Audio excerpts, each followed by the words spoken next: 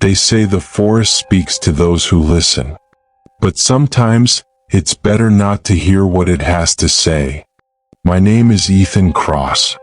I spent most of my life chasing stories, paranormal sightings, ancient curses, lost civilizations. But nothing could prepare me for what I found deep within the forests of northern Ontario. I wasn't there to hunt monsters. I was there to document legends. Yet what I uncovered was far more real and far more terrifying than any myth. It started with a letter. An old, weathered envelope slid under my office door in the dead of night. No return address, just 3 words scribbled on the back. It's still hungry. Inside was a photograph, a blurry figure in the woods, half human, half beast, with antlers like a crown of twisted bone. The backside of the photo had coordinates. Remote. Uncharted. Exactly my kind of place. I packed light, camera, recorder, journal, a flare gun just in case.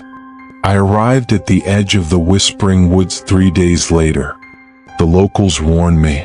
They told me stories of people who entered and never returned, of screams heard in the night, of trees that moved when no wind blew. But I didn't listen.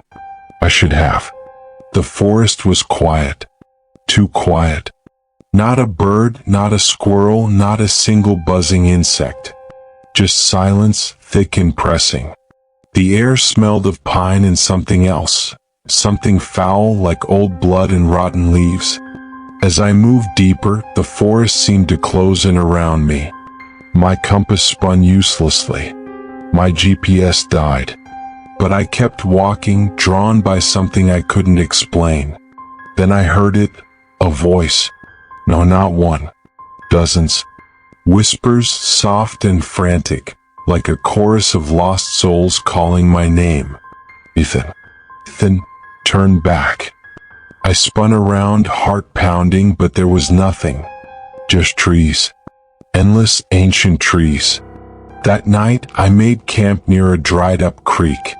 The stars were hidden by clouds, and the moon cast a pale, sickly glow.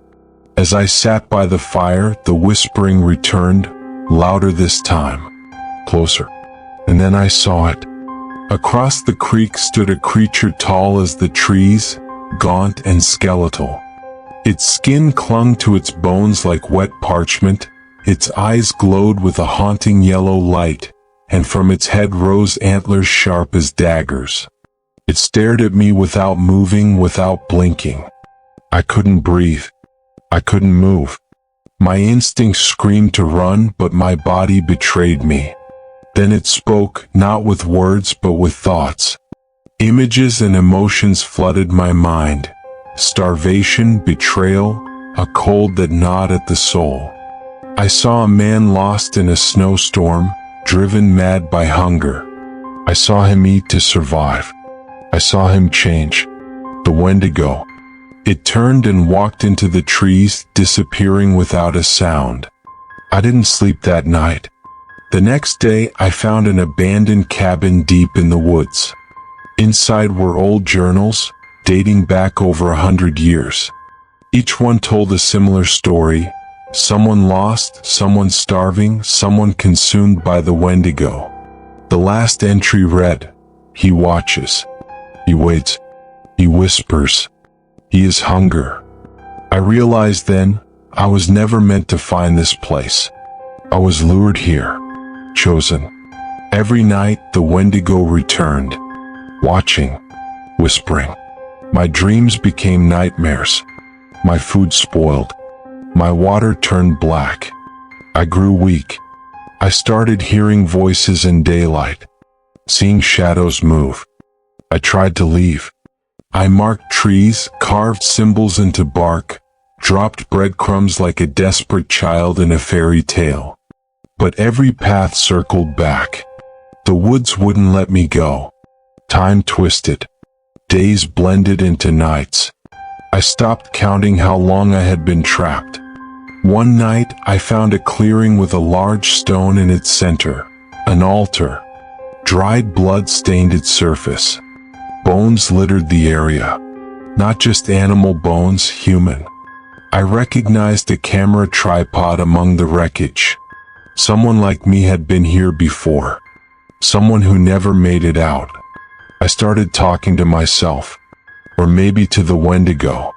Telling stories, recording tapes, trying to stay sane. But the whispers never left. Sometimes they told me things I shouldn't know. Secrets about my past, regrets I buried, people I failed. It fed on my guilt, my fear. Then one night it came close, closer than ever. I woke up to find it sitting across my fire, staring. Its breath was ragged, steaming in the cold. Its voice filled my head again. You are becoming me. I looked at my reflection in a pool the next day. My eyes were yellowing. My ribs visible. My skin pale and tight. The hunger gnawed at me endlessly. I dreamed of eating bark, raw meat, even my own fingers. That night, I heard another voice in the woods. A woman scream. Someone else was here. I ran as fast as I could, crashing through trees. I found her, a hiker, lost and scared. I begged her to leave, but she had already seen it. The Wendigo stood at the edge of the clearing. It didn't attack. It waited, watching both of us, testing me. I realized it was giving me a choice. Feed, become, or protect and be hunted. I told her to run. I stayed behind. I don't know what happened to her. Maybe she escaped. Maybe the forest let her go. But I'm still here. Every day I fight the hunger. Every night I hear the whispers. I've buried the journals, buried the bodies, carved warnings into trees. I don't know how much longer I have before I fully change. But if you're hearing this, if you're watching me tell this story, don't come looking. Burn this tape. Forget my name. Because the forest still whispers. And the Wendigo is still hungry.